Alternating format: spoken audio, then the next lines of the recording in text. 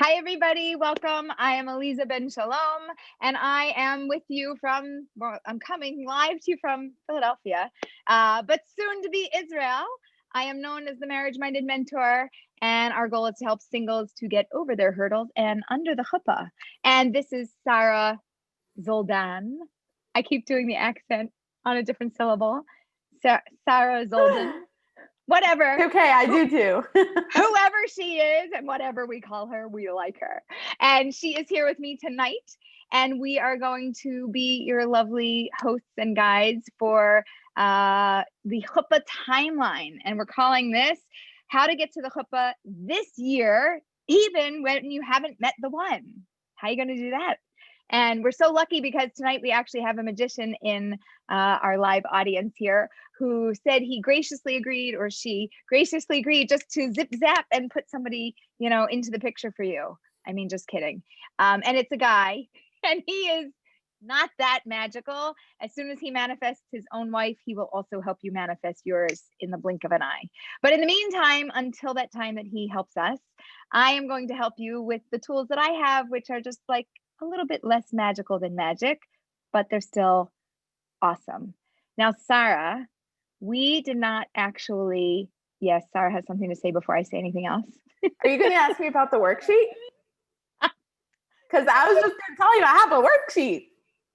Okay, we are doing something that we have never done before. We've had 32 webinars, I think I counted before today, and we have never done this in 32 webinars. And we are going to actually offer you a worksheet. I don't know if it's going to be there for the replay. We'll let you know. But for anybody who's live, we're going to offer you a worksheet. And Sarah is maybe going to even share her screen and show you the worksheet. We didn't pre-discuss this. Is that true? We did. I can, well, yeah. Not this minute, yeah. But you can, okay. So I'm going to actually in a couple of minutes put the link in the chat box so everyone can just open up on their own computer as well. Oh, where did you put it? On the web? On our page? I'm going to put it there in a second, yeah. She's so smart. So put it with a nice ending so that we can tell all of the people that are watching on a replay. Duh. Okay, so here we go. This is our chuppah timeline. And it basically goes like this. You're here. Your awesome soulmate is like somewhere over here. But for a moment, we are going to bring them a little bit closer into the picture. And we are going to move you through the chuppah timeline, even though your soulmate isn't here, because you are in the process of manifesting, of finding, of being revealed, your soulmate. I don't know if that's proper English, but your soulmate will be revealed to you. And you're in this process. And so therefore, we believe that you are going to find them. No. We know that you are going to find them because you're genuine, you're sincere, you're really looking for them. You've been looking for them. You've probably been praying for them. You've been making efforts to find them. And we know that with the effort comes the reward. And even though it didn't come yet, that it still has the possibility to come tomorrow or tomorrow's tomorrow or the next tomorrow's tomorrow. Did you follow me there? We're a few tomorrows away. It doesn't matter when it comes, but it is coming. It is on the way. It's like an Amazon shipment that was delayed. I mean, it's the holidays. It's busy, back up. We gotta back up. Those are so annoying, isn't it? Like 2 days shipment. Oh, I could just get it in 2 days or in 24 hours. And sometimes we order it at night. We go to bed and like the next morning it's at our door. Ridiculous. It gives us ridiculous expectations that you think that you could go like this and your soulmate should appear because I could make my computer appear tomorrow. I just got, oh, by the way, everybody, look, I just got a brand new lap board and that appeared after 2 days from Amazon, maybe even less. And like anything else that we want, not anything, like a job is a little harder to manifest. A house might be a little harder to manifest. There's a few things that are a little harder to get in our lives, but a soulmate, you could be searching for a really long time and you can't get it, but you can, and you will, and it is coming. Just like magic, this is the power of suggestion. If nothing else you tried worked, you may as well go along with this. You got nothing to lose, you got everything to gain. Okay, because you already lost your soulmate. We can't find them. So like the only thing we have now is to find something. We can't lose something we already lost. It's not there for us. Right? Sarah's going to think about that. Thank you, Sarah, for giving the visual effects of my words. So anyway, what we're going going to do is talk about this chuppah timeline. And I love the chuppah timeline. You know why? Because I don't need your soulmate in the picture to actually figure out what your timeline is. Now, we're going to talk about reality, real life today, the world you are living in right now. Whenever you're watching this, this is now. Okay. We go like this. We call this the due date, DEW. Not do like baby do like wedding due date, dating, engagement, wedding. D for dating, E for engagement, W for wedding. You with me so far? Yeah. Do you want me to drop the, I'm a little confused. So in the meantime, I'm going to give you a temporary option. So I'm going to put that in the chat box. Do you want me to screen share? Yeah, let's do that. Let's do it. Okay.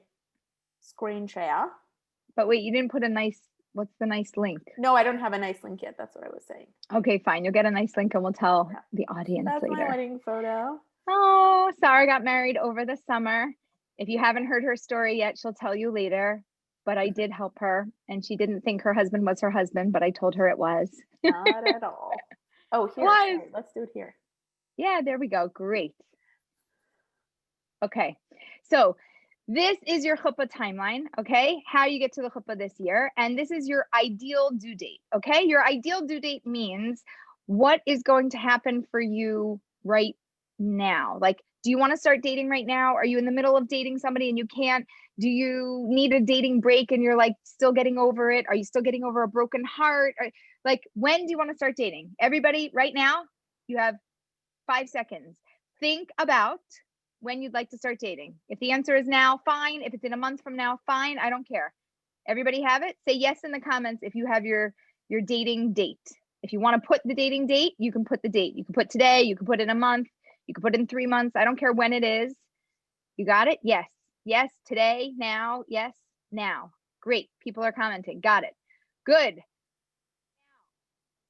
you're dating, okay? If you started to date now, then tell you tomorrow morning you wake up, you met the person that you want to be with, you're so excited.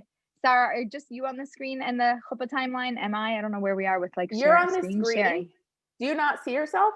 Wait, no, I only get to see you. Oh, that's funny. I see both of us. I'm not on. If I'm screen shared, then I can't like look at the chats or the Q&A. So I'm gonna come off of screen share for a little bit and we'll pop back on if we need to. Perfect. All right.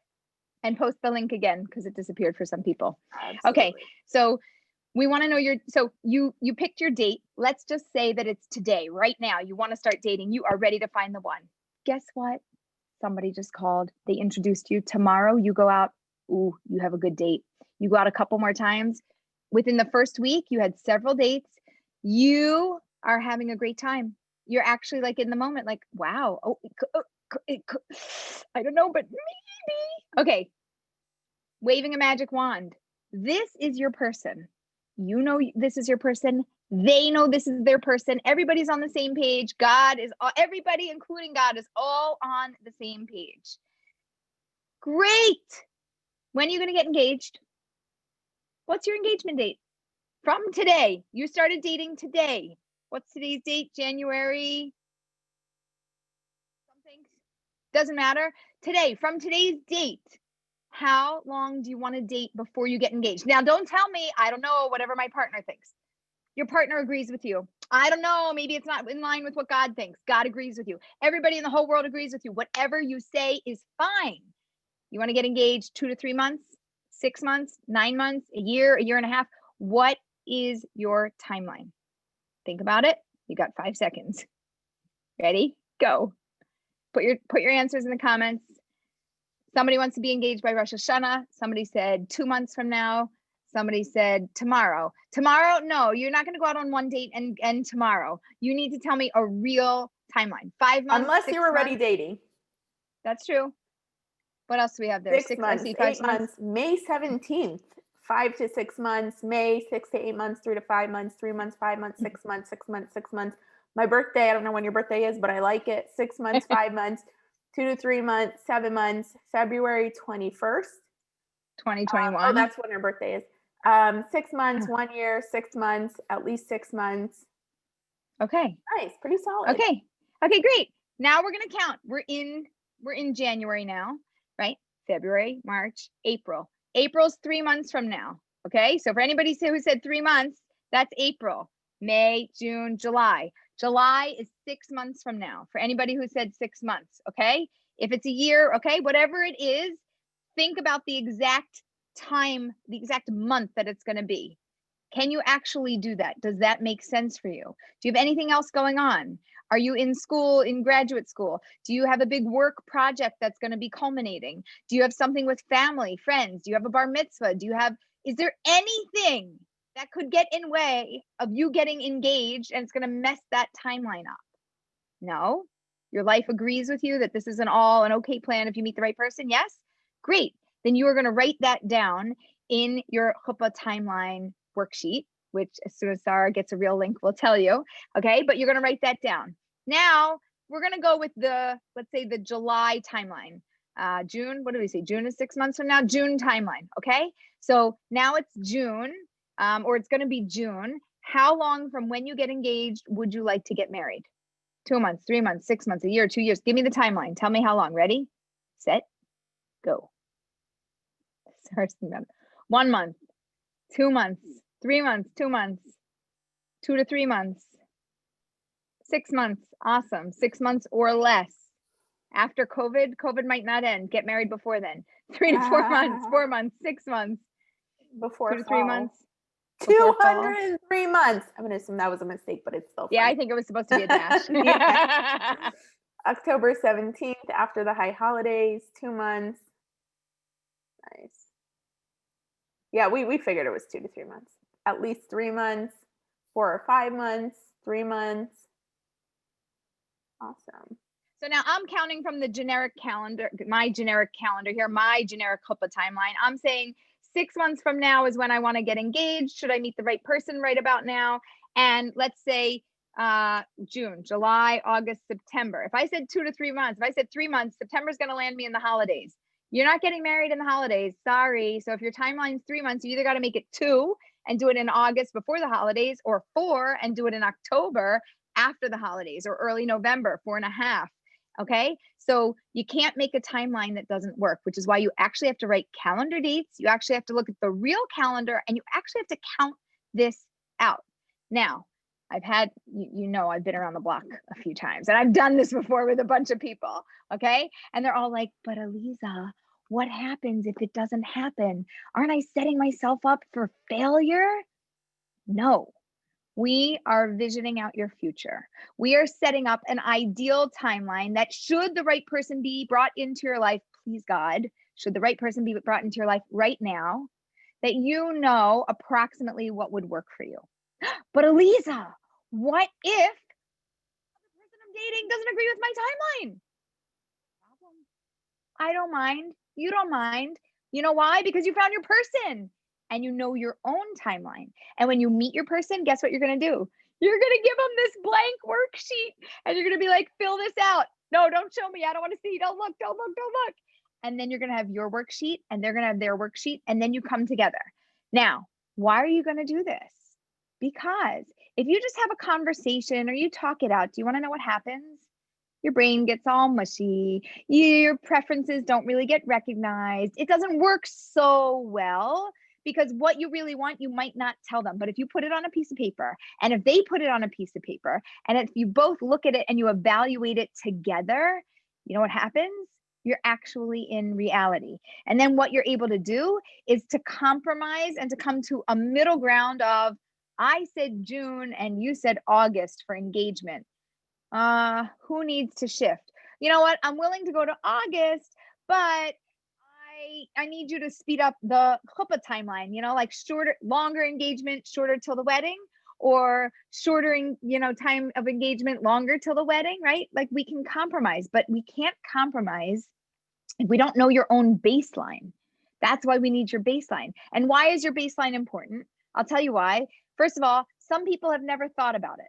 They're like, Aleeza, I never did this before. So I don't know what would work for me. I don't want the first time that you talk about this to be with your soulmate. I want you to talk about it with me right now, right here. If we talk about it right now, then we know, then we have an idea. Then when you talk with your soulmate, it's not the first conversation. It's like, no, I thought about it.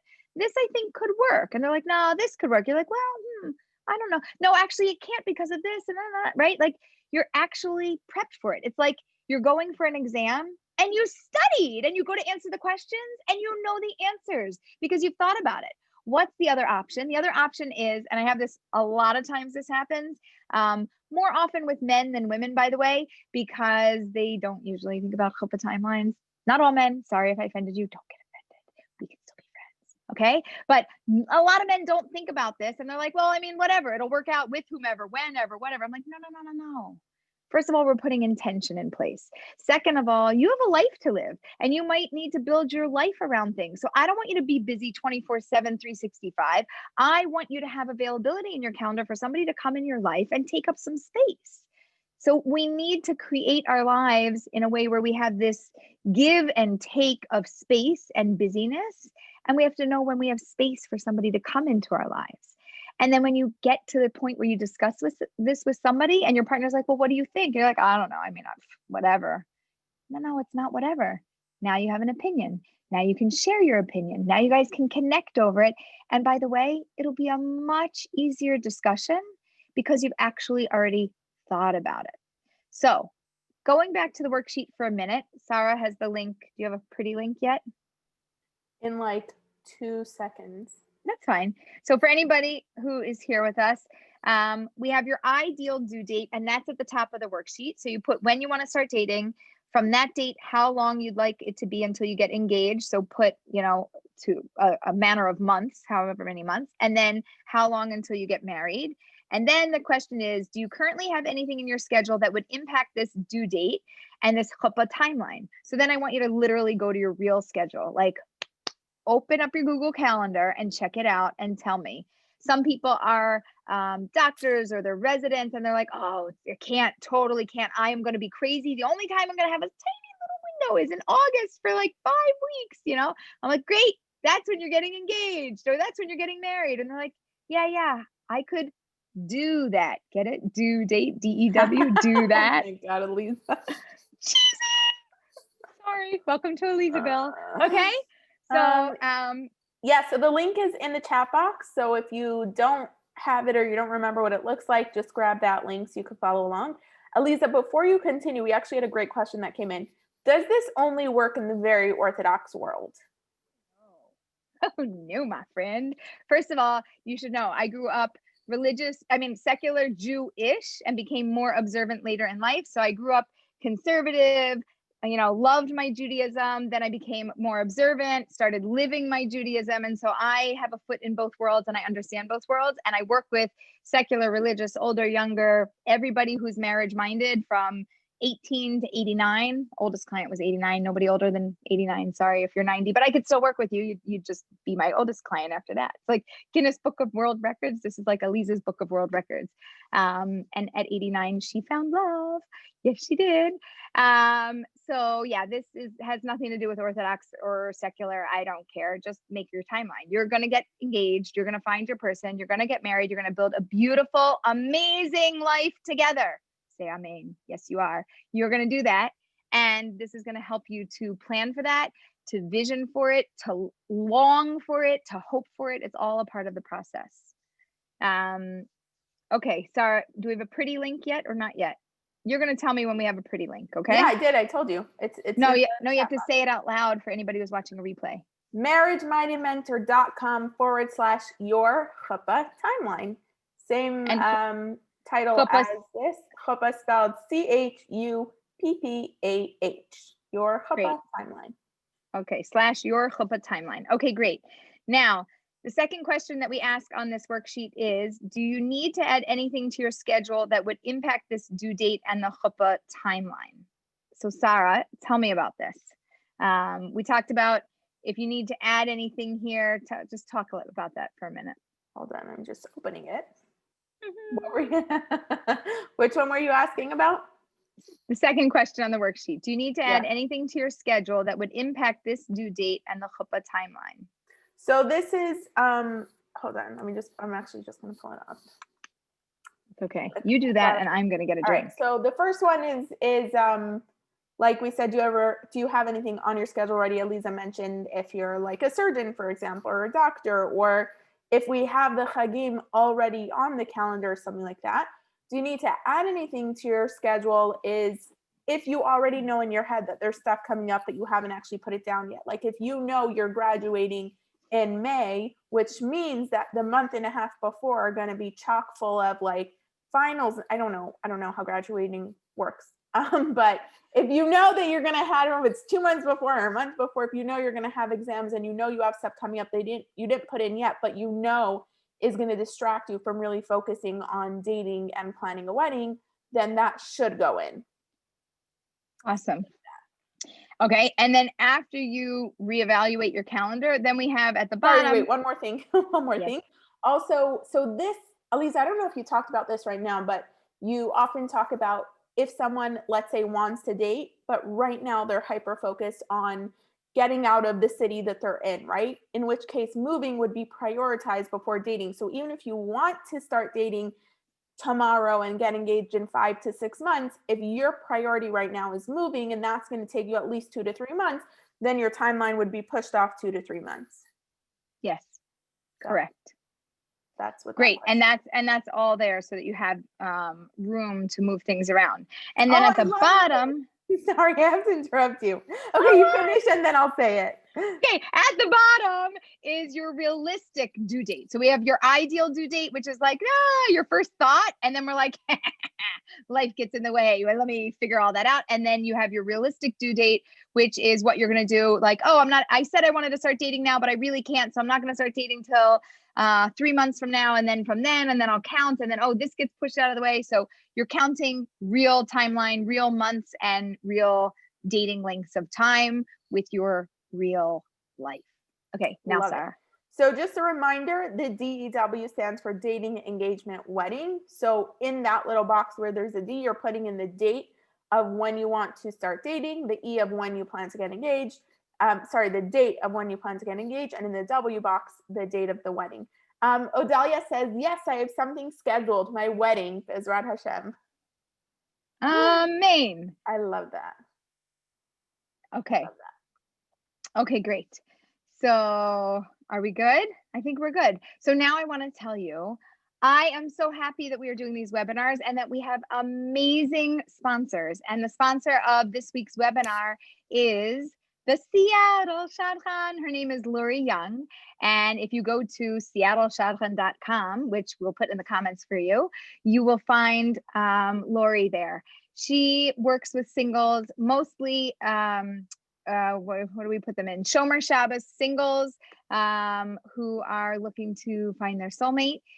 She does interviews, and she and I do work together to do like a coaching, matchmaking, destination chuppah package, which is a 4-month commitment and a little bit pricey, but you get a lot of services with it and a lot of things. So if that's anything that you're interested in, you can reach out to us at coach@marriagemindedmentor.com, and we will be happy to tell you all about that. And if you want to learn more about Lori and what she does, you can go to seattleshadchan.com. Okay, so that's our little thank you to our sponsor. And we have questions. And while Sarah pulls up the questions, I am going to also just give a little plug.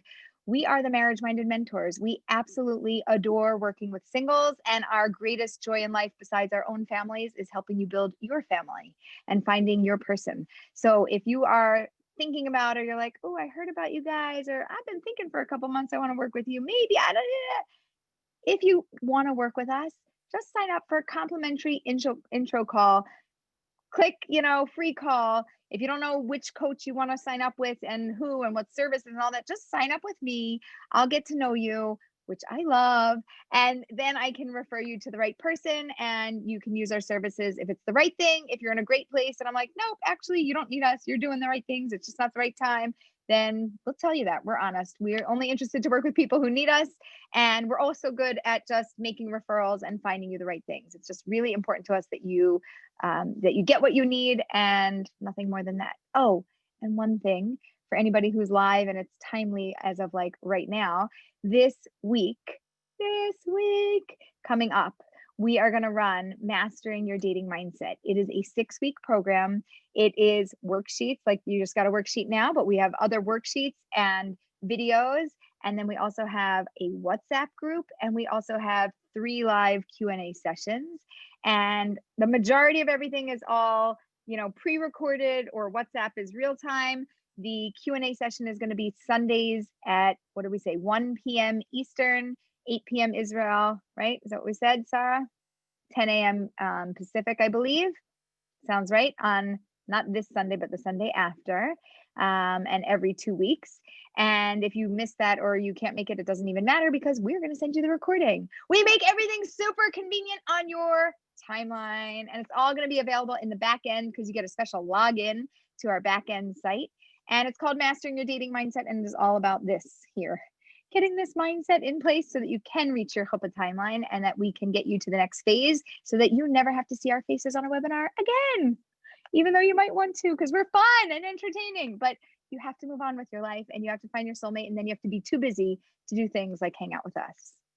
True? Yeah. Okay. And now we get to the fun Q&A portion, and Sarah is going to ask all the questions, and hopefully we'll come up with some awesome answers. And all of the questions are Sarah's favorite questions. So when she's like, oh, this is a good one, I like it, you can secretly laugh because it's an inside joke between us. And she's like, oh no, I really like this one. And then the next question, she's like, oh no, I really like that one. Not true. Not true. She just likes making fun of me. It's not even true. Before I start asking questions, if we have any tech wizards on here, I didn't see it in the occupations, but my computer keeps glitching, and I'm on a MacBook, and the trackpad keeps going to like 2 fingers when I just do 1 finger. So if I'm just trying to click something, it automatically right clicks it instead of single clicks it. And it's really messing with the questions. Your computer's too hot. Your computer's overheating. No, not at all, actually. My computer always overheats a lot, but now it's not. I mean, my computer is hot, don't get me wrong. It's not that kind of hot. Okay, but I can start with the questions that are coming in right now, and then shortly I'll reboot this and head over to those questions. Okay. So Aleeza, answer for me this, would you? Do you rewrite this timeline every time you begin with someone new? No, but you can, well, I don't want to make you crazy with this timeline. So it goes like this. This is your timeline for now. And in a couple months from now, you can revise it. Or if you do start to date somebody seriously, you could revise it. But the way that you revise it is you take your timeline and you just shift it. Meaning, if you said 2 to 3 months for dating and then 6 months for engagement, or like whatever you said, we're just shifting it so that the actual date might change, but the length of time usually stays the same. Now, if you say, but I met this person and their timeline doesn't match with mine, then you're going to recreate a new timeline together. So that's kind of how I would go about it. Awesome. And then at what point would you share or discuss this with your date, and what does that look like? Further on. So there's like the first couple of dates, getting to know each other, liking each other. Then you're like, yeah, I kind of like you. You like me. Yeah, I'm not really like looking anywhere else. And then you're like, yeah, we're dating. Yeah, things are good. I think they're good. I mean, maybe they're good. I mean, could be. Yeah. And then you get to that like awkward moment of like, are we going to do something about this? Maybe? Should we talk about this? Right. So it's further on when you get to that awkward moment of like, we should probably talk about something like this because maybe we're getting there. Then I would start to have it. The reason you don't need to have it in the beginning is because it's completely irrelevant. What came in, Sarah? Tell me. I'm bringing 2 blank copies to date number 1.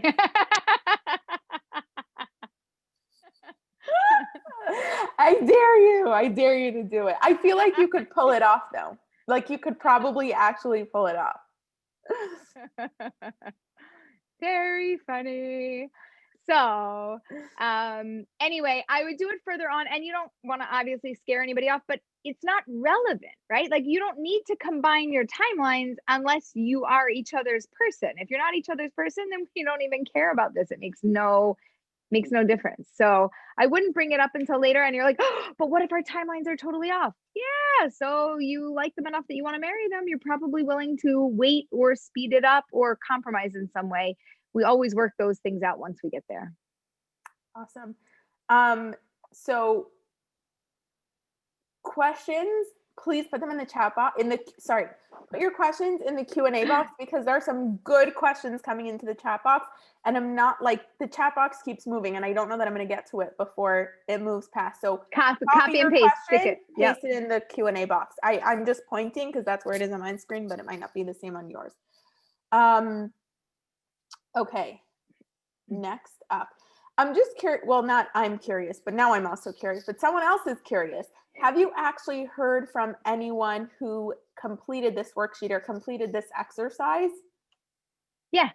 Yes. And for some people, it works out very close to what they're looking for. And they're like, oh, look at that. I said a couple months and then I said longer here. And they're like, it like gave me a guideline. I knew how to have that conversation. And for other people, they're like, well, I knew what I wanted, but that didn't work out well at all because their timeline was nothing like mine.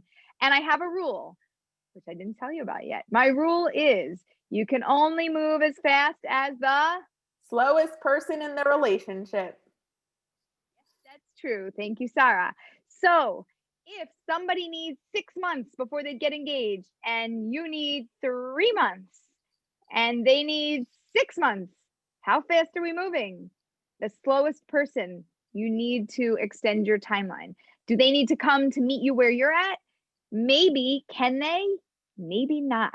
So if they can't meet you where you're at, you're not being held hostage. You're not always the one to give in. But if you move quicker than somebody else, they can't move any faster. Imagine you're going for a jog and you and I are jogging and we're going down the road and you are just jogging and you are racing ahead. And I'm like,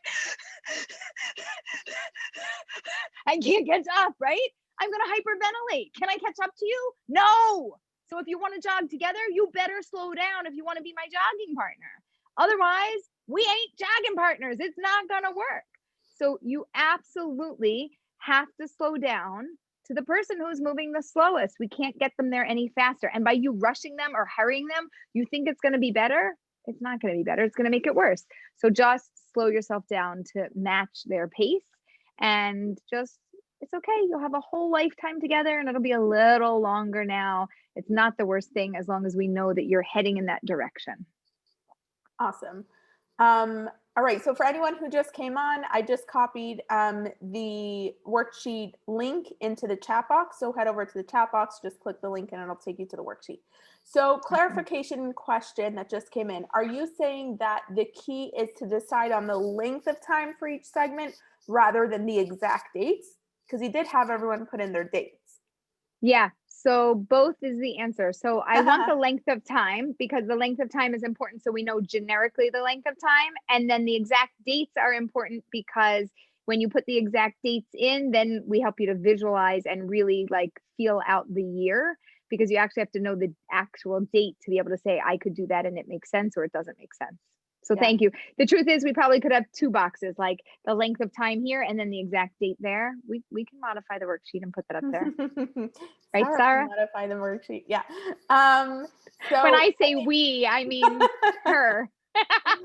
I can just say as someone who did the exercise, I didn't fill it out on the worksheet, but we definitely discussed this and I gave you dates. I was not the slowest one in our relationship. And it was annoying as heck because like I had a very clear vision of what I wanted.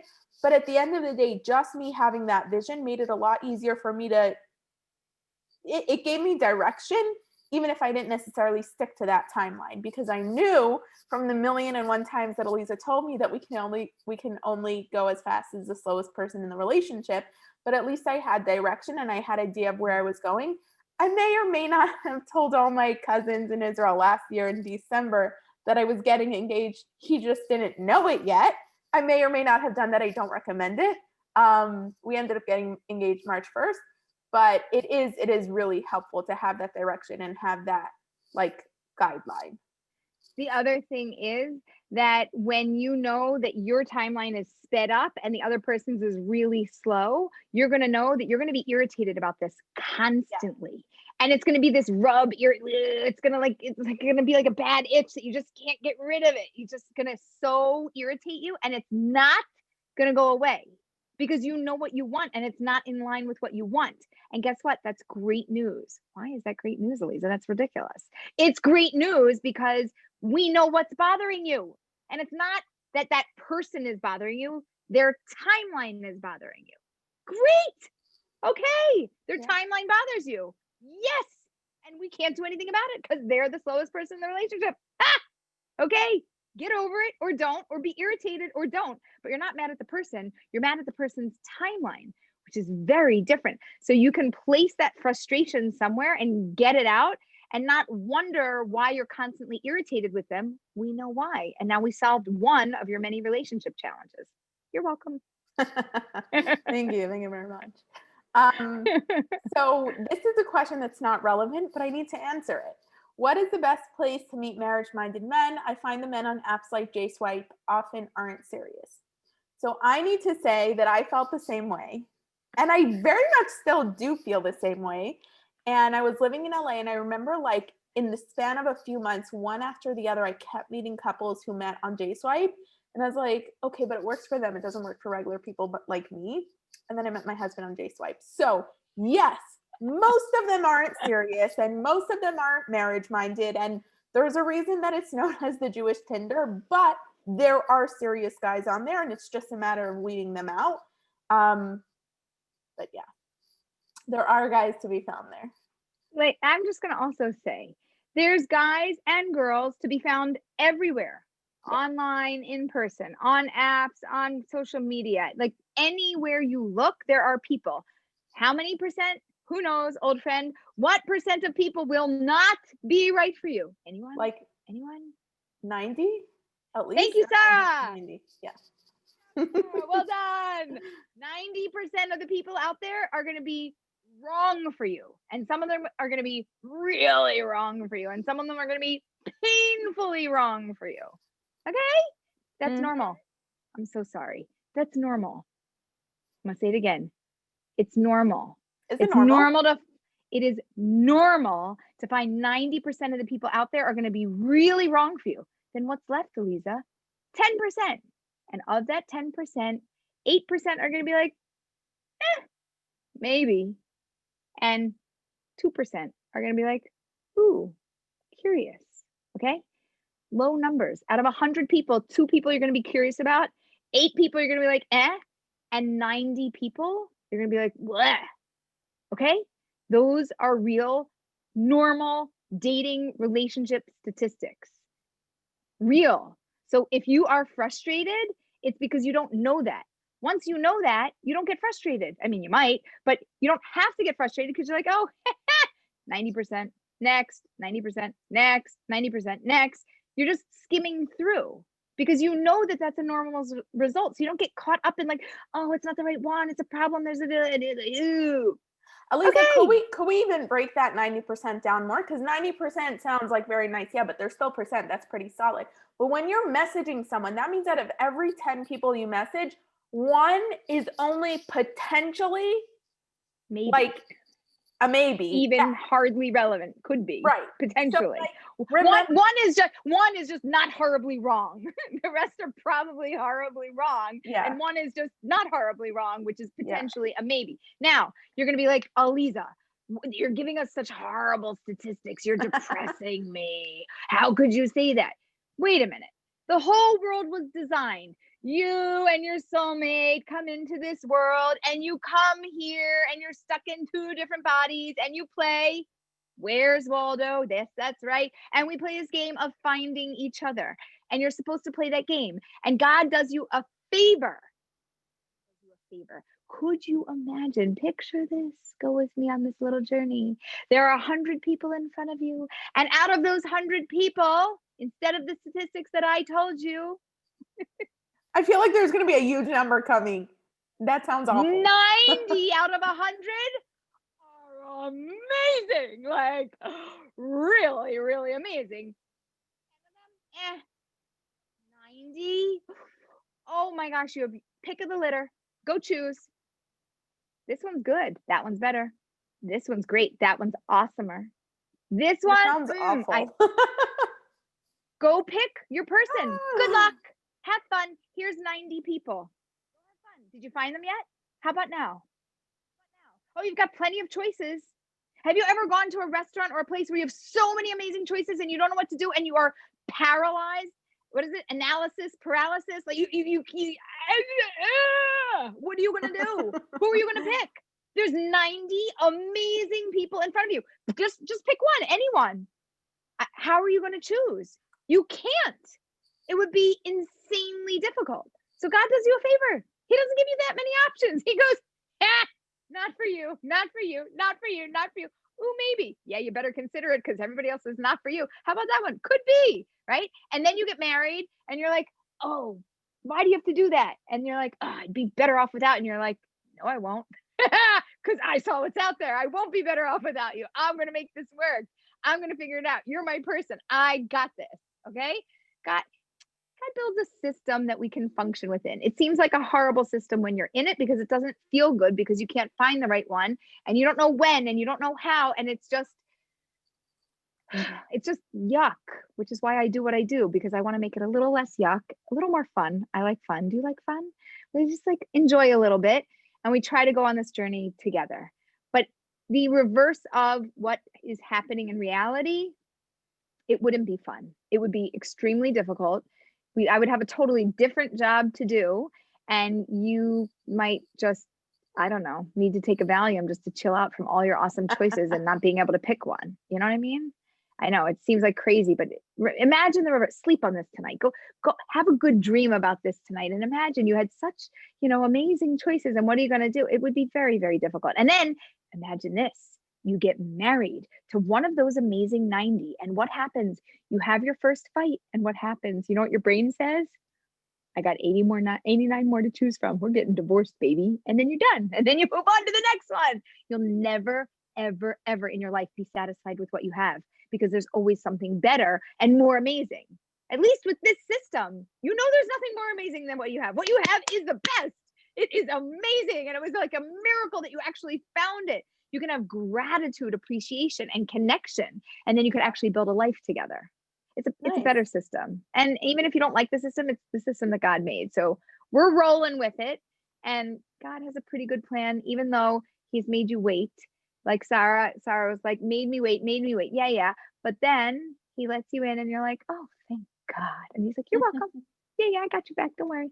I always had him in mind. I always had her in mind. Yeah. I like that twist. All right. Aleeza, we never did that one, by the way. That's a new one.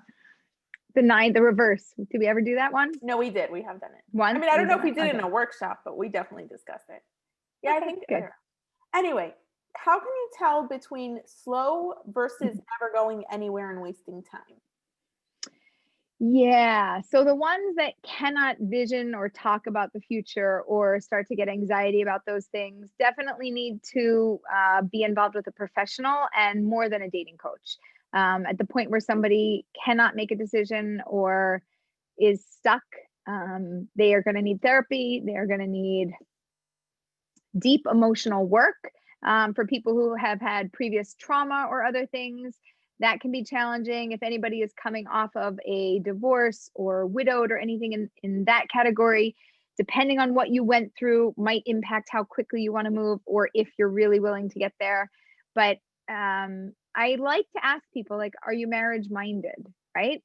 If they could answer yes, that they're marriage minded, great. You could say, well, do you have a chuppah timeline? And be like, oh, time? What do you mean?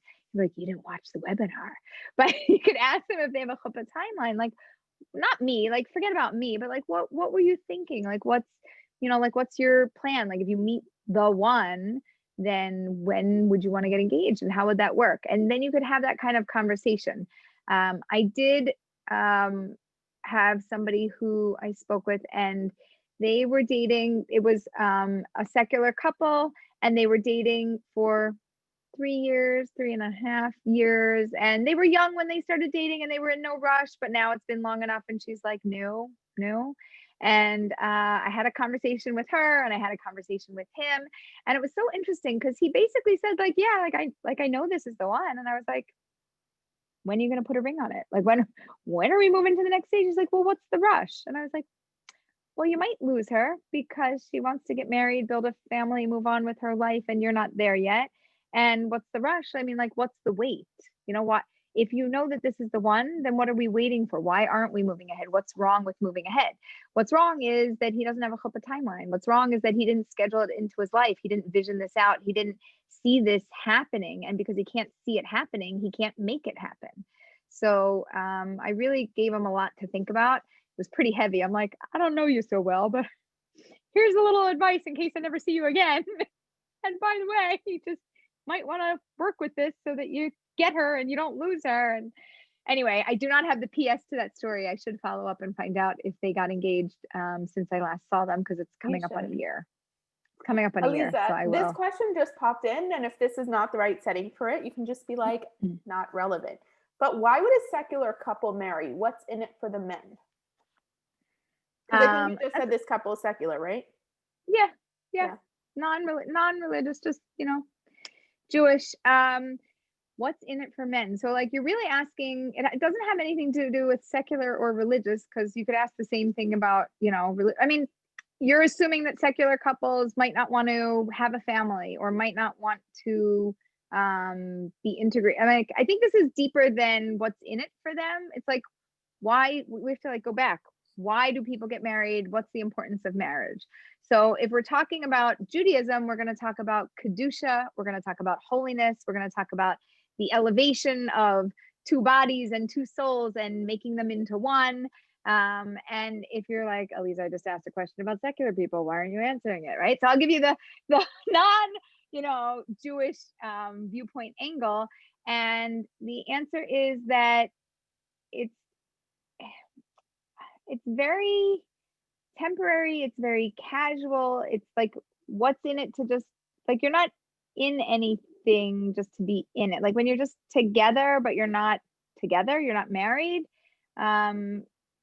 It's very temporary. It's a commitment. Marriage is a commitment. Yeah. I mean, also if you don't have children and you don't want to have children, right? So you're like, okay, Aleeza, I don't have children. I don't ever plan on having children. Why do we need to get married? Right? So if you don't believe in the elevation of, two bodies and souls and coming together and bringing out your best, then I can't pitch you from that angle. What's in it? I mean, like in generic life, taxes, you can get better tax breaks. You can buy things together and get better rates. You can probably have better credit scores. I mean, like there's, a lot of generic benefits that the world will offer you. You can get health insurance through your partner. And you can probably be accepted into the community, whatever your community is, as a unit in a different way than you are when you're not together. Like I would say, like, are you going to live apart? Are you going to live together? Like, what are we? Again, like you're just a free agent when you're doing that. So like, just go do your own thing, like don't take up somebody's time. But I don't know if somebody wants to I'm the marriage minded mentor. So I'm marriage minded. My clients are marriage minded. I mentor people who want to be that way. So like, it's not my expertise to tell you what's in it for somebody who doesn't want to get married. I don't know. Freedom's in it, right? Commitment. Freedom. My answer is freedom. How's that? No, my answer is that I'm not the expertise. Oh, sorry. That's why they wouldn't. Right. That's not what's in it for them. Anyway, you know what? We'll give you a pass on this one because you're not the unmarriage-minded mentor. All right. Okay. Aleeza, I'm struggling to determine what my appropriate length of time is for each period. How do I know what's going to be right? Like, how can I decide now what that timeline looks like? Good question. You're like, I don't know.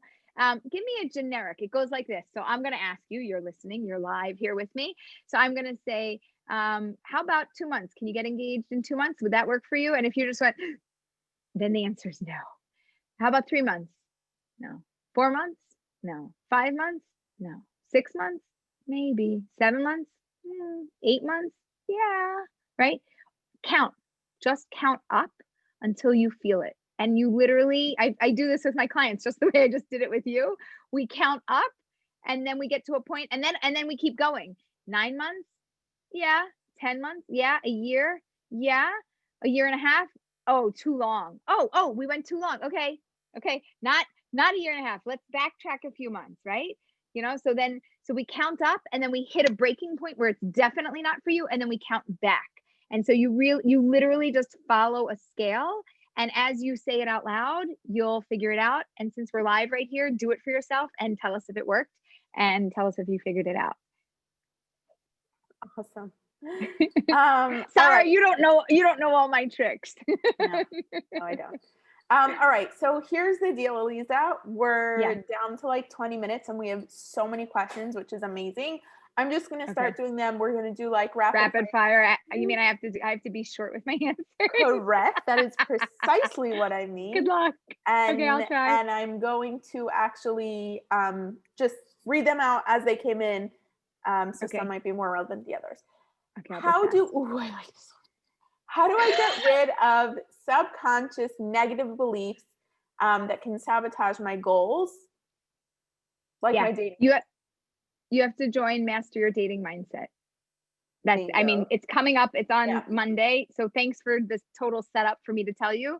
Go to marriagemindedmentor.com/events and sign up for Master Your Dating Mindset right now. It's a 6-week course and that 100% answers every single question you just asked.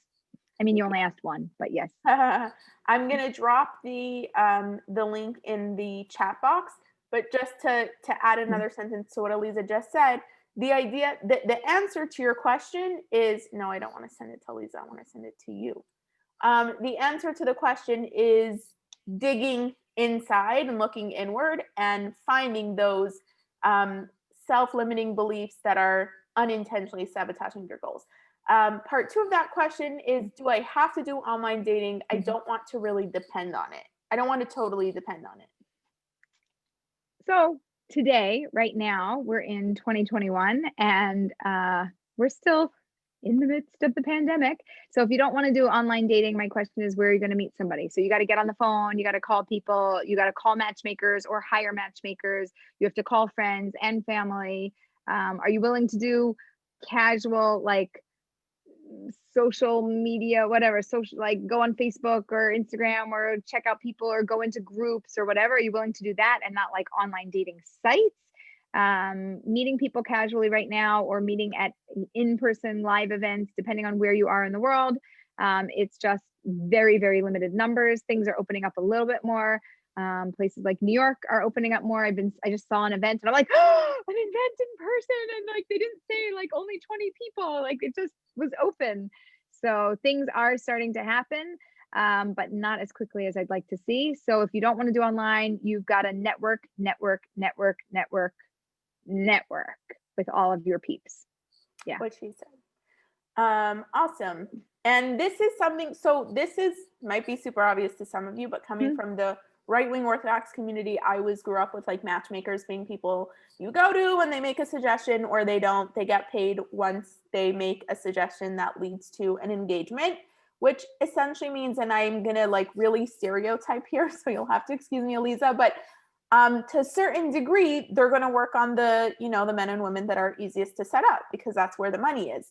And I don't think that's an intentional thought process. It's not like, oh, we're not going to help you because you're too out of the box at all. But the reality is that it's harder to work with you. So something that I just discovered is, and this is, definitely not a new concept, but hiring a matchmaker, paying someone up front to say, I want you to work with me. I want you to help me specifically find people, and they'll like commit to a certain amount of hours a week that they're going to search for you. And sometimes they'll even vet the people for you. And sometimes they'll even have a conversation with the other person to make sure that it would be a good fit. Like as much as you invest in it is as much as they're willing to invest in it. But that's such a good option for people who say like, I really don't want to do the online dating thing, but also there's nowhere to meet people. And I think, Aleeza, do you offer that ish? We are, well, we're in combination with either Lori Young, the Seattle Shadchan, who's sponsoring the webinar, also with Jessica Fass, who runs Fast Pass to Love. We've been collaborating, and I've been gathering a team of matchmakers, and we are collaborating and having those matchmakers and our coaches work together. But I will tell you, we do not do matchmaking only. It is not something we offer because we don't buy into it. Because if you don't have coaching and the support of somebody along the process to tell you when and go out, date them till you hate them. You know, you can only move as fast as the slowest person in the relationship. If you don't follow a lot of the guidelines, things just get all mucked up. So we like to do it together, where we do coaching and matchmaking together, and we call it this Destination Chuppah package. So yes, we do offer that. I love it. And you know, when you go to a magic show and like someone from the audience comes up and they don't know them, and you're like, yeah, you told her what to say. I promise you, Aleeza didn't tell me. This is not like a setup where I'm like, oh, casually gonna mention it. No, I really just recently came to this realization that matchmakers are actually very helpful if you choose the right ones. So, okay, let's jump into the next question. In what situations would you recommend slowing down the pace of dating? For example, once a week instead of multiple times per week. How important is pacing in dating? So I love doing 3 dates in 10 days in the beginning of a relationship and getting things going. That is my favorite thing to do, to just get the momentum going. Then I like to actually see 2 dates a week. If you are going from 2 dates a week, but then you're texting all the time and you're in touch all the time and every night, and you're having 2 hours and 3 hours and 6 hours and 10-hour conversations, okay, then at that point we can slow things down. But dating 2 or 3 times a week as you get into a relationship and you're moving closer together and you're getting more connected, I think it's really important to keep the momentum and the excitement going, and you need that time. It's just really important for you to have that. So slow it down if you're starting to feel a little rushed and hurried and anxious and, irritated about the whole thing. Awesome. All right. I've been dating someone since July of 2020. We are seriously thinking of getting engaged, though we still have some issues to work through. Is it realistic to think of getting married Memorial Day weekend 2021, which is the end of May, if we're not yet engaged and may not be for at least another month? So, I mean, the short answer is yes. As long as they would also be on board for a timeline like that. You could plan a wedding in a very quick amount of time, especially with COVID. It just matters, like, are they going to freak out? Is the family going to freak out? Where is everybody else holding? Is it realistic to think you could do it February, March, April, May? Yeah, absolutely. Weddings can be planned in extremely short amounts of time. We're not having 500 person weddings or 400 or 300 or maybe not even 200 person weddings anymore. So there's a lot that can be done in a very short amount of time, but it might make some people uncomfortable. It depends on the community and the circles that you come from. And because I'm going to say it doesn't really matter. This is your wedding and you get to call the shots. And also this is going to be the best excuse. Like, if that's something that you want to do and you feel strongly about it, for whatever reason, you feel like that's the right time for you to get married, then COVID is still going to be a realistic excuse. I don't know how much longer you'll have that excuse, but you can still get away with it. All of 2021, you're fine. Yeah. All of 2021, you're gonna have plenty of time. Don't worry. Yeah, don't worry. We're gonna have an interesting 2021. We're gonna have a fun life. Why are there no dates coming my way? Is it possible I'm not emotionally ready, even if I feel ready and want to be ready? So it's so interesting because you're asking, is it possible that I'm not emotionally ready? I would say there's something that's in there. You just, like, you asked the question with the answer in it already, but no dates are coming your way. I don't know. Are you on the right sites? Are you saying the right things? Do you have the right photos? Did you do a whole write-up? Are we in the right circles? Are we making the right efforts? That could just be a very tactless, practical reason why the right dates aren't coming your way. But if you are feeling like you might not be emotionally ready, then I would just dig into that and focus on that for 30 days, 60 days, and see how far you can get and see if we can make some progress with that. Awesome. How long do you recommend waiting after you dated someone you thought you were going to marry and it didn't work out? Oh, so this is a good question. And I've had this before, and it depends. So I have seen people within, I want to say, a month start dating again, and they were in a place because whatever happened with the relationship, they kind of had been working emotionally through the process even before it ended. And I've had other people where it ended abruptly, and then there was this emotional stuff, and then they didn't deal with it. So if you have something emotionally that you need to deal with, it could take you a few months, it could take you 3 months, it could take you 6 months. If you already had been starting to deal with it and finally the relationship ended, you're like, okay, fine. Like, now how long do I have to wait before I date? Like, I'm ready to date. Then I would wait at least 30 days, 45 days, and then I would go out and I would try to start dating. Awesome. All right. Next question. Do you think it's possible to date long distance or someone from another country now during COVID, when who knows when you can actually meet in person? What do you suggest if someone from another country is suggested? Is it realistic to just date through Zoom, and for how long is that possible? So I'm going to let you answer really quick, but I'm also going to say that whatever Aleeza answers, we actually have a number of webinars specifically on dating during COVID that go through a lot of this stuff. So I highly recommend checking out former webinars. Aleeza. Yeah. And by the way, you can get all the webinars on our webinar page on marriagemindedmentor.com/webinars, but also you can sign up on YouTube. I haven't been dropping this hint, but by the way, secret, if you go to YouTube/marriage-minded-mentor, is that Sarah's going to find it and she's going to tell us what it is. But if you go to YouTube and you find Marriage Minded Mentor and you click subscribe, every time we upload a video, you'll get a little notification and it'll tell you webinars uploaded. So you won't even have to wait for an email replay. Anyway, that's my secret. So the answer is, the question is virtual long distance. I got it. So the answer is that it is ideal normally without COVID to meet within the first 3 weeks of dating, or at 6 weeks on the long end. And with COVID, that timeline, if you go past 6 weeks, if you go 6 to 8 weeks without meeting, it's extremely difficult. I met you, I like you, I don't like you, I don't know if I like you, I'm invested in you, we've talked for hours, I know a lot about you, and then I meet you in person and we're like, hi. Or you meet them in person and you're like, hi, oh my gosh, yes, it's the same. I didn't know if it was going to translate over, computer to in person, but it does. So is it realistic to date virtually long distance? Yes. Should you do it for an excessive amount of time, longer than 6 weeks? I prefer that you don't, because it gets you too far in without enough in person. If you date, then you see each other in person, then you go back to long distance dating, I'm okay with that, because at least you met once in person and you're like, I know. But you're not getting under the chuppah with somebody that you never met in person, unless you're going to do that, like, married at first sight kind of thing, which I don't think you're going to do that. So, and we're not doing like pod dating where we're just dating and then, also we're going to land at the chuppah. You actually need to meet somebody. Awesome. This is a question that I really like, because I heard this a lot as a single too. No, because I heard it as a single. So people always say it happens when you least expect it. What if we're always hoping for it and searching? It's okay. It happens when you're hoping and searching too. It either happens when you least expect it, or it happens because you're hoping and searching and you are drawing energetically and magnetically drawing somebody to you. Both are true. Don't worry. You don't have to stop hoping.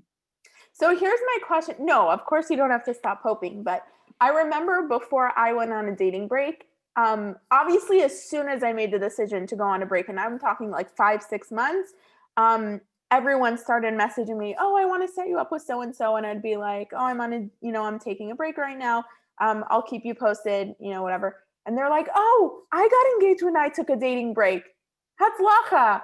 And then the next person would be like, oh, I got engaged when I took a dating break. And I'm like, look, I'm not dating now, but like if something happens, then hey, whatever. Sarah, and you know what our next webinar is going to be? What? Dating break webinar. Dating break webinar. But you even said that to me too. You're like, oh, you're taking a dating break? You're going to get engaged. And I did. I met my husband while I was on a dating break. But again, I was like open. I just wasn't officially dating. So I don't know how that works. Yeah, I also, that happened to me too. What did I say? I said, I am something like I'll come up with it for the webinar, but like I was intentionally not dating. Like I was really very hard. I was like turning things down or saying no or just turning a blind eye. Like I am on an intentional dating break. I am just taking a break. The truth is, look, we take a break every week for Shabbos, some of us, and we enjoy Shabbos. We take a break from all of our work. We take a break from technology. We sleep every night, right? We take a break every night. So we should have a dating break, and we are going to do a dating webinar, and then you'll find out all about it. All right. Get engaged before then, which we hope you do.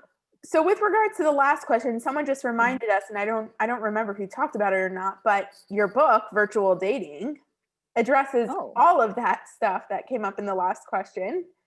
And it's on Amazon. Easy. They'll ship it to you in 2 days. It won't be in 2 days, by the way. I don't know why it takes. Yeah, it's print on demand, and it used to be 2 days, but Amazon got a little slow. None of Prime there's right also now an ebook. Yeah, there's also an ebook, so you can either get Virtual Dating regular form or Virtual Dating ebook, and it's on Amazon. Just type in Virtual Dating Aleeza with 2 E's Ben Shalom, and you will find it. Girl, I beat you to it. I got you. I have a link right here. And the link is in the chat box. So follow up to that, if you're going to wait until the end of the pandemic, should you forget about virtual dating until you know that COVID will be over within 8 weeks? You're going to wait until the end of the pandemic to date?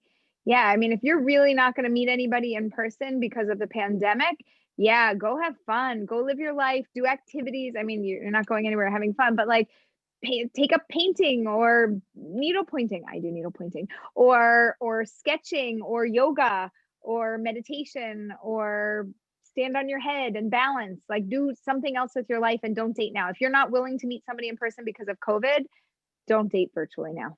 Don't. And still put it on your due date. You're going to start dating in 2022, beginning of 2022, because this way you get it off your mind and you can focus on your life 100%. Even while you're dating, and then focus on your life. And then put down your engagement. Still put down the distance between how long from dating to engagement and engagement to wedding. Still put those things down as well. Yeah. So should I wait to start dating until after I finish college? I'm in college for my bachelor's. I worry if I start building a new relationship, I'm going to lose focus on my academic goals. Okay. So if you're not willing to put dating and marriage and relationship first, then you shouldn't. Okay. So here's the deal. We have people of all ages, stages, and backgrounds. And it's so interesting. We don't often have people that are college. Well, we do have college. We have a younger crowd, medium, and an older crowd also. But in terms of college age, anybody who's in college, more important than your degree is your spouse. Just honestly, you are in a great place to meet somebody, except if your school is all virtual now, that's not necessarily true. So when school was in person and you could actually meet people, I would tell you, keep getting degrees until you find your spouse. Seriously, it'd be a great investment, and you get an education too, right? So now that everything's virtual and you're not really meeting people, so maybe that's not as true. Here's the problem. My big issue, it's really difficult to meet the right person, like insanely difficult to meet the right person. So if you could be on like a dating break, like you're in college and you're on a dating break, you're actively not dating. Okay. You're not actively dating. You're actively not dating. But if an amazing human being shows up in front of you and that's your study buddy or your partner, your best friends, neighbors, friends, dogs, uncle's friend is in front of you, then you should consider them as a real option. Because if they are just, there's something about them, do not miss an opportunity. I don't care. Fail a test, get a bad grade, get a C and not an A. You're going to find a spouse. It's more important than getting an A. I'm sorry about the education. But that's like if that's what you feel is right now. No. Okay. No, it's not if that's what you feel is right now. Yes, your degree is important, but if you find the right human being and you say no, somebody else will marry them and you will miss out. So you don't have to actively look for them. You can be inactive and not really dating. But if somebody catches your eye and your heart starts to beat a little faster and your brain's like, I'm studying, but I'm a little distracted, you should do something about it. And you shouldn't let it pass you up, because when an opportunity is put before you, it doesn't always stay there. And if you miss it, I work with people 30s, 40s, 50s, 60s. Oh, there was somebody. back in college, but I was too busy. I never made a move. What happened? Well, they picked somebody else. Yes, they did. Well, go find out if they're divorced when they're older. I'm like, go find out if they're divorced now or married, because 50% are getting divorced. So you got a good shot. And people go back and sometimes they marry their sweethearts that they never married. So don't miss them. And the finance professor confirms. Oh. So the follow-up question to that from someone else is, what about the emunah, the faith aspect, and it being the right guy, with the right guy, it'll happen? Yeah, it has to be the right person and it has to be the right time. And I'm telling you, if the right person shows up at your door, you should consider if it's the right time. But if you, here's what happens. True story. Medical doctor, goes to medical school, dates some people, wasn't ready to get married, too busy with, college, graduates from college, gets busy with medical school, too busy to date, busy with medical school, dates some people, but not serious. Following my story, you get where I'm going. 48 years old, looking back, didn't find my person, didn't spend long enough to find my person, focused on my job, focused on my degree, focused on my work, focused on everything else. And now I don't have my person and I never picked my person. So at the time that you decide you're ready, you're going to be ready now. And then you know what you want? You want your soulmate now. And how quickly can you manifest it? Well, for some people, it doesn't manifest so quickly. So if you want your person soon, you should start looking soon and not put it off, because the minute that you want it, it's not always that you're going to get it that minute. So the delay, the problem is I'm not worried about 2 years, but I am worried about 25 years. And how do I know you're not going to be at that 25 years and you're not going to constantly put it off? So I just want to reframe and refocus you. The most important thing in your life is not your degree. The most important thing in your life is going to be this human being that you spend the rest of your life with. And you'll have a degree and you'll have a job. And if you got a B instead of an A, but you got a spouse, I would say it was as if you got an A in life and you got the best grade you could possibly get. And it's not about a GPA. It is about making you into a better person. And the best way to make you into a better, smarter, healthier, wiser human being is to get married to your soulmate. That's true. All right. So Aleeza, we didn't talk about this beforehand. We usually discuss when we're going to wrap up, but there are so many questions. We didn't even get to half of them. So where are we at for time? What time is it? I don't know the time. 9:18. Okay, we can keep going. I have a 10 o'clock client, and if people want to hang on, we've been cutting some of them shorter because some things have shorter questions. So if we could go till 9:45 if you want to. And if people are still here and you want to stay for an extra 15 minutes, then we will stay. I'm just going to double confirm that I really only have a 10 o'clock and not anything sooner. I do need a few minutes in between though. All right. Like 9:40, 9:40. Okay. Can we go 9:40? All right, let's do it. Yeah. Can you miss your soulmate? People have asked that before. So yeah, you could if you are, like this and not looking and ignoring everything that's thrown before you. If you're sincerely and genuinely looking, do I believe that you're going to miss your soulmate? No. That's the short answer. Okay, awesome. And I think we have webinars on it. Yeah, all right. So I'm going to take a second to just address this. Someone just asked for the Master Your Dating Mindset link again. I just put it, sorry, messaged it to the wrong person. To everyone, I just put it in the chat box. So if that's something you're interested in, check it out there. And then Aleeza, someone asked if they're not sure, they want to do coaching and they want to do the Master Your Dating Mindset, but they're not sure they can do both. Which one should they start with? Start with Master Your Dating Mindset. It's $97. It's a, cheap buy-in, relatively speaking. Like it's the court. This is the only time it's going to be offered at that price. It's really, a more expensive program. Start with that. I think that'll get your head on straight. And then if you want to do something, it's 6 weeks worth of, getting you going and fueled up. And then after that, if you want to work with a coach one-on-one, we could talk about that, but at least start with the mindset. Awesome. Love it. And if you missed the beginning of the webinar, yes, the webinar will be sent to you in an email on Sunday. Emails go down on Sunday, right? Sunday or Monday, one of those two, but you will get a replay link. Unless you go to YouTube and you go to Marriage Minded Mentor, and then you'll find everything. That is also true.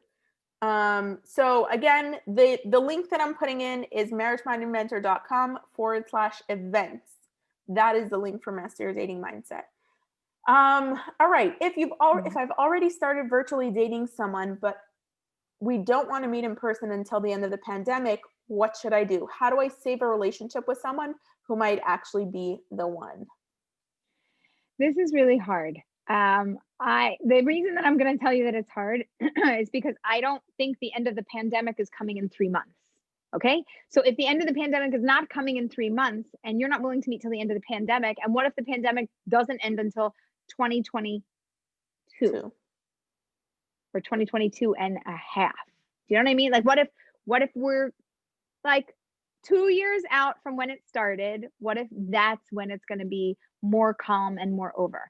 Can you keep a virtual relationship going, or do I recommend you keep a virtual relationship going from now until then? Absolutely not. No. You have to at least be willing to meet in person once, and then you could go back to doing it. And then like once every 8 weeks, you could meet again, and then you could go back to online. You could be very heavy online, but every 8 weeks, I need you to meet in person. I need you to confirm that what you like over the phone and what you like over video, you can tolerate and you actually like in person. So someone just made the suggestion I'd both stay in for 2 weeks and then meet outdoors, go get a test. And we actually had this question come in before the webinar, so I'm not sure if it's the same person, but this person says, I'm talking to someone special. We text, talk, and FaceTime daily for 10 months, but we haven't met due to COVID restrictions. So it is time for you to meet. And I think that it's 100% true that the COVID restrictions are in place. Aleeza, is this considered essential travel? Because it might be your wife or your husband. If they would have consulted with me, I would have had a few words. So here's the deal. Follow the restrictions, follow the rules. Yeah. People are wearing masks. People are 6 feet apart. They're not indoors. They're outdoors. Yes, you might be wearing gloves and jackets and bundling if you're in, cold season. We have people from all over the world. So I'm not assuming that you might be enjoying summertime in Australia and it's just jolly outside. But you need to meet. And if you can't meet, at the point that you're already in for 10 months and you like each other. So my big concern is, are you really going to like each other as much in person when you meet? And the answer is your brain is going to need an amount of time. I don't know how long, but a pretty large quantity of time once you meet in person to gather all the data that it gathered from virtual to mesh with in person and to go like this, smush,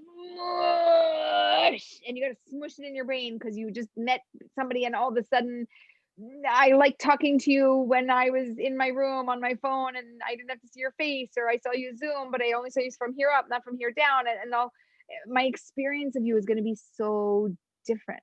I met a client, I worked with her exclusively over the phone. Maybe I saw a photo of her once. I didn't even really see a photo of her. It just wasn't relevant. And then I met her in person and I couldn't handle it. I was like, wait, hold on. I'm gonna close my eyes. Okay, talk now. I was like, okay, wait, it's you. Okay, keep talking, keep saying something. Okay, wait, let me get my eyes used to my ears. Like I was used to hearing her. I knew her, but I didn't know her. I saw her face and I'm like, you are so unfamiliar to me.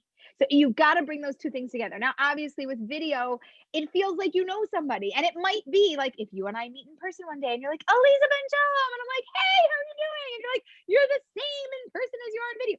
It could be that we're one and the same, but the likelihood of it being not one and the same is also equally as high. So you've got like when Aleeza and I get together and there's awkward silence. It's so funny. We're like, we work better together virtually, better that we're not in the same room. We don't know what to do with each other.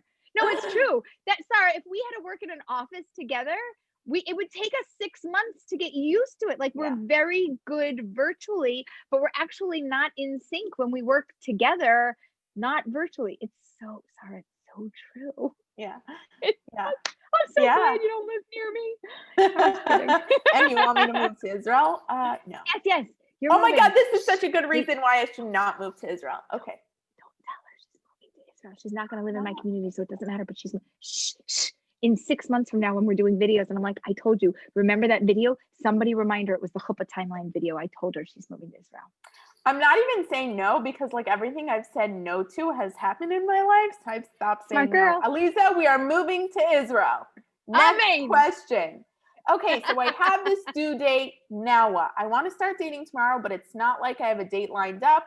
It's not like there's an endless flow of eligible bachelors lining up to date me. So what's the next step? There is an endless flow of eligible bachelors for you. Next step is you're either going to get on an app, get on a website, go onto Facebook, into one of the groups, join one of the dating singles events that are coming up.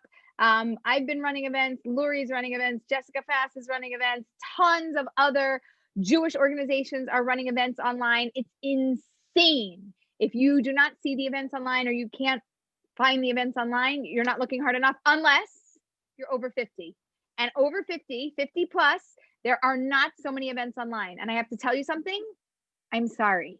I'm so sorry that people are not hyper focusing on 50 plus. And I am working with my matchmaker friends and the nonprofit groups that we're working with. And we are working on bringing you matchmaking events for 50 plus.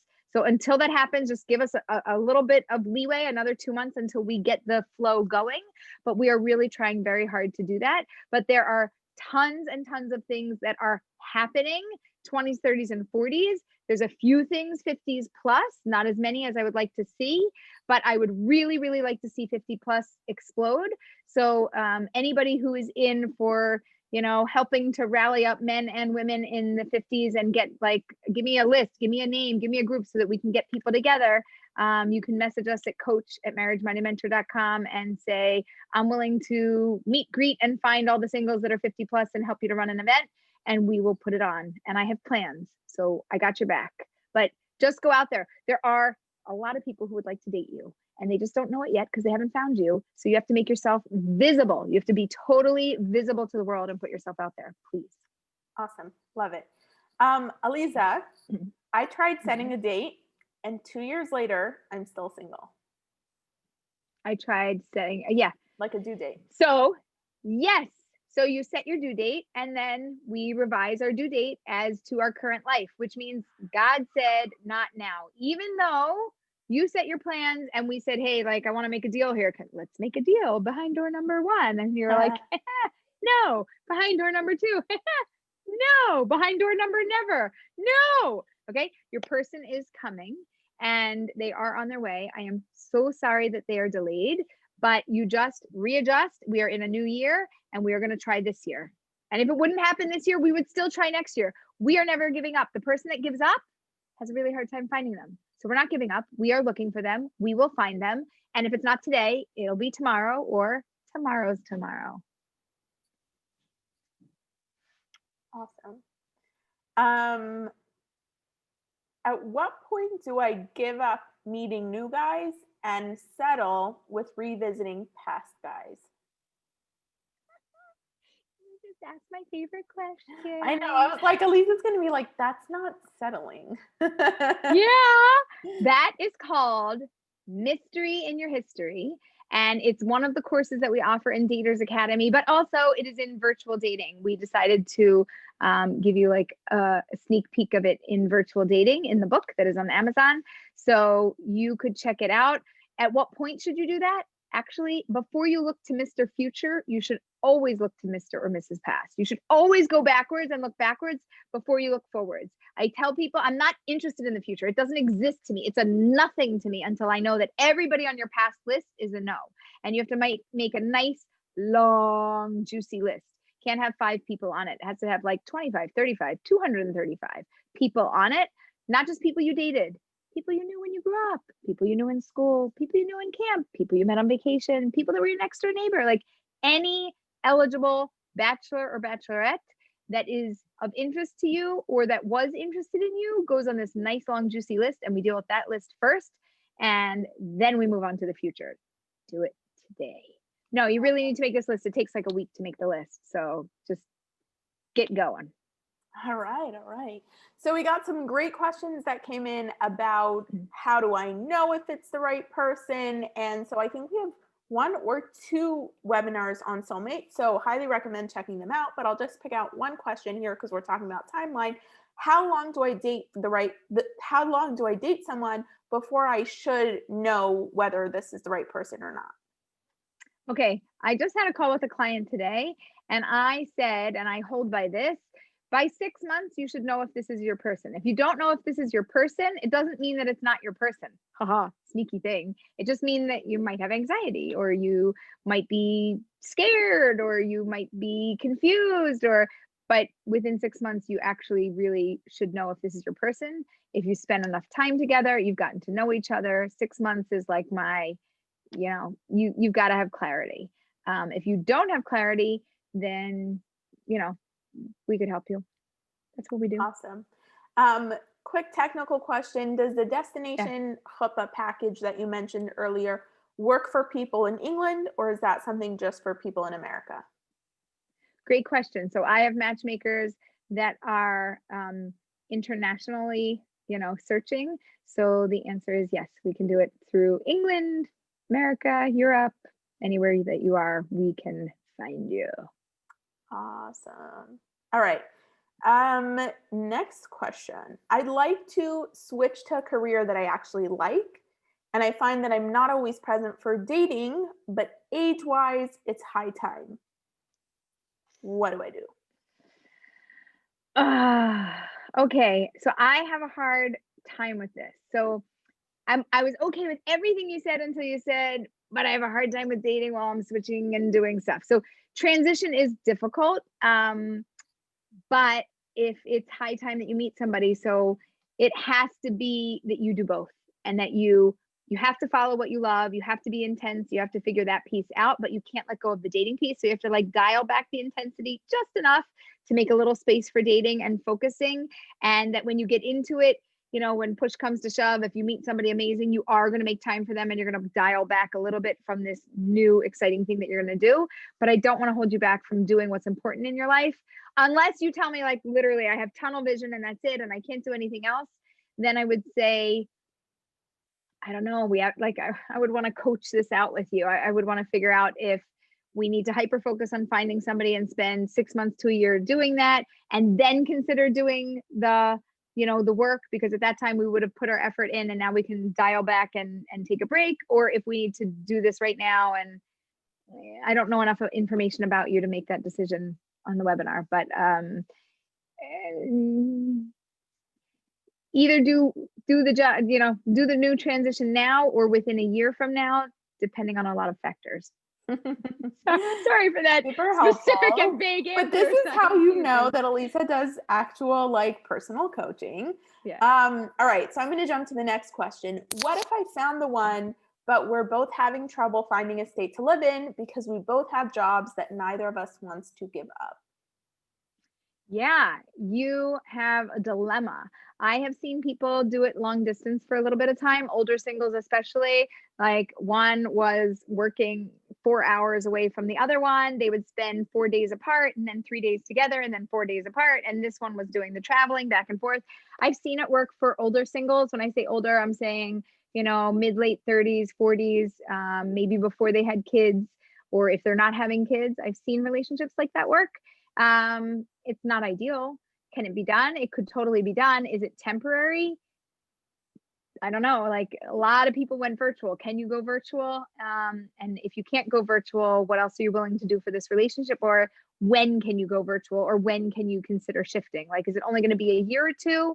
Or is this going to be like this? No, I'm here for the next 10 years. Because I don't know that a relationship would be healthy to exist like that for 10 years. But I have seen people do it for a good amount of time. Awesome. All right. Next question. Is it okay for the woman to encourage marriage if the man seems interested but too shy? Yeah. Yeah. Welcome to the modern world, ladies. Gentlemen like when you sweetly bring them along. Not all, but some, especially the shy ones. Awesome. I'm at a point, so a lot of these are a little bit repetitive, but they're still worth being said. I'm at a point where I don't need help dating. I need a date. I'm from out of town and it's been very hard over COVID. Okay. If you can't find it on your own and not through groups and not through online and not through anything, you should probably just hire a matchmaker and have somebody do the searching for you. If you're not finding a date, do you need new photos? Hire a professional photographer. Do you need somebody else to write up your profile? Have somebody else write it up. You know, what else do we need? There might be something that's preventing it from happening. So get the support that you need, either from creating a, you know, more flow with your system and doing things a little bit differently, or having somebody just, you know, be like your personal assistant and take care of it for you. Awesome. I am not happy with my weight. Should I wait to date until I'm happier with the way I look? Sarah, do you want to take this question? I'll take this question. I'm going to ask you two questions. Question number one is, well, it's not really a question. I'm going to make an assumption, and if I'm wrong, you can clarify, but I'm going to assume this is not a new thing. So I'm going to say, how long have you been waiting to lose weight, and how has that worked for you?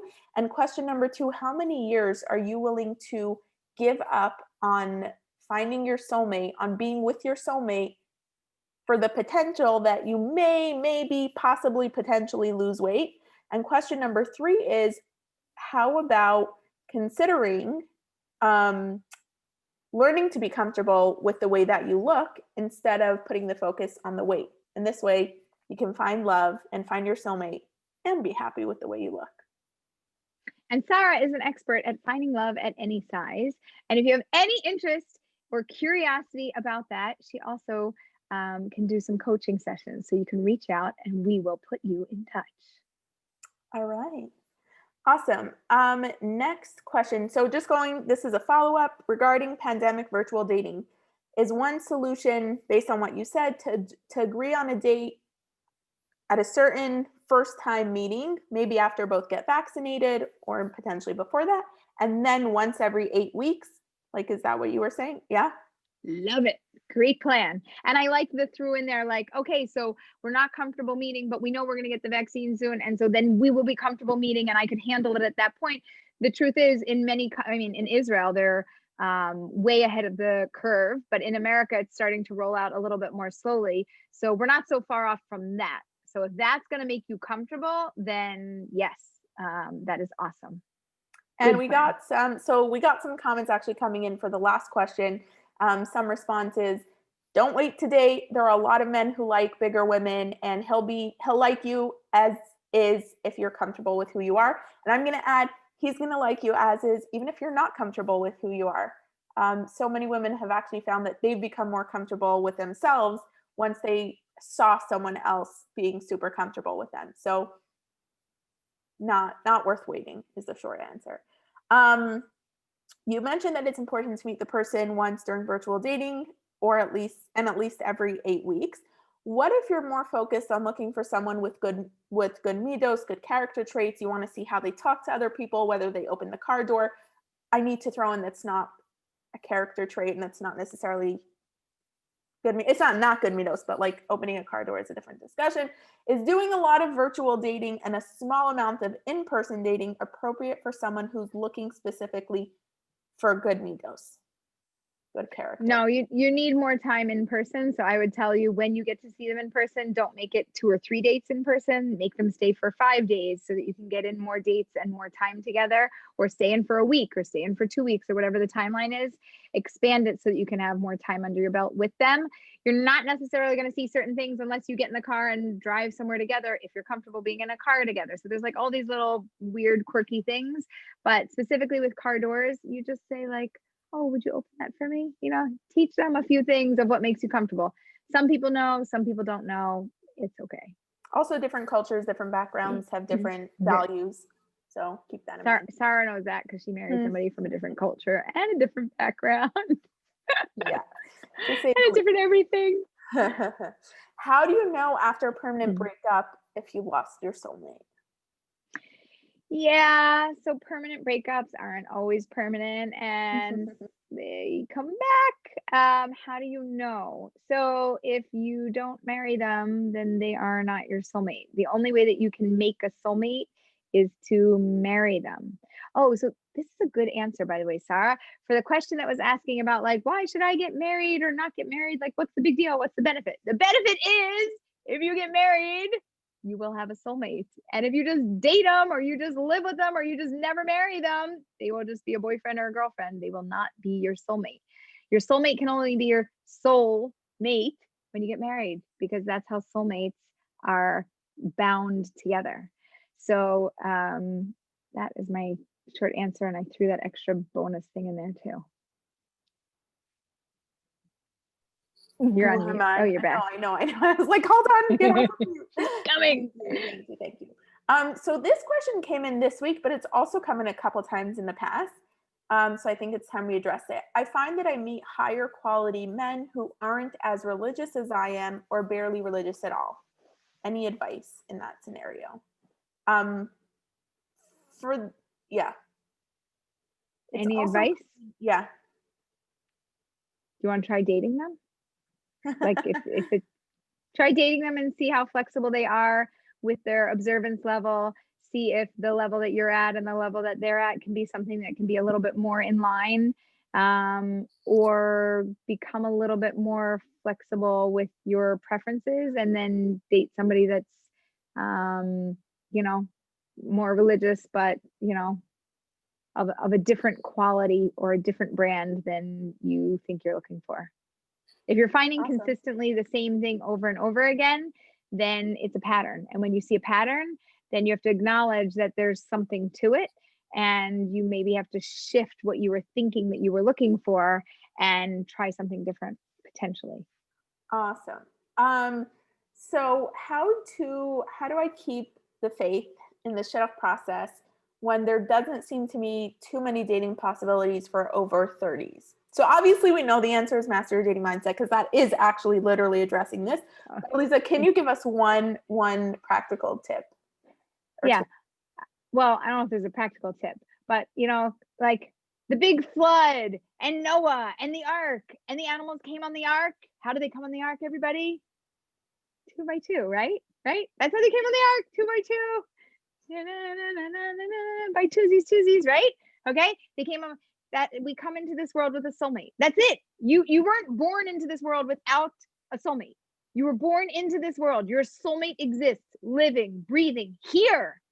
They're here, and we have to find them. How do you believe that? It's the blueprint of creation. It is in the blueprint of creation that your soulmate exists. If you don't believe it, it's okay. You don't have to. You could borrow my belief. We could just, I could hold on to that for you. If you don't like my idea, that's okay. You could throw it out. You can come up with your own story, but it's in the blueprint of creation. It's how the world was made. We were made and we were created that we exist in this world with soulmates, period. That's it. So how do you believe it? You have to remind yourself every single day that this is true, that this is the reality, and that you will find them. Awesome. Love it. Last question for tonight. If I was in a relationship with great phone calls, so virtual dating, and the woman has drifted into text-only mode, this is after some great phone conversations, is it okay for me to raise the subject of in-person dating after vaccination? Or is she so checked out that asking would be overreaching? I don't know, but even if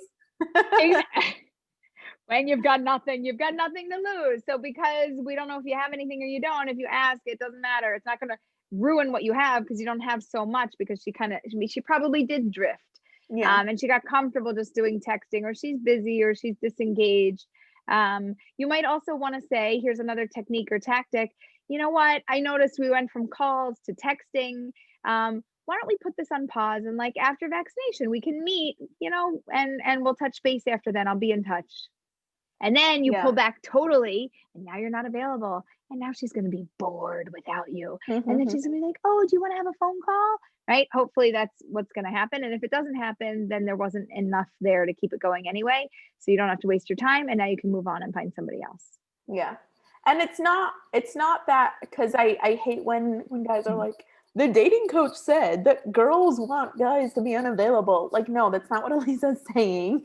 But it is totally possible that it got a little stale. And I remember talking to my friends about this, especially over COVID, where like, when there's no clarity that this could actually go somewhere, there's no clarity that we have a next step, then it almost feels like, well, what's the point? I don't want to invest so much time and so much effort and so much emotional energy if I don't actually know that the other person's serious. So I actually like the idea of talking about meeting after vaccination. And like Aleeza said, give her the option of saying we could put this on hold, because that might just work better for both of you.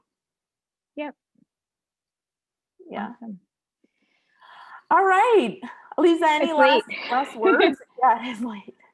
My last words are that your chuppah timeline should be something that works for you. It should be something that goes from a vision, from a piece of paper to a reality, and that you should send the good news my way to coach@marriagemindedmentor.com, because I really want to know about it, and it is happening. And I will wrap up and I will just say thank you so much to everybody who was here tonight. This was awesome. But awesome. No, the questions were great. The engagement was great. Like everybody spot on. Really excited. I feel like we almost need a part 2, but I want to, I like, new topics and new things. Thank you so much to Lori Young, the Seattle Shadchan, who is our sponsor for tonight.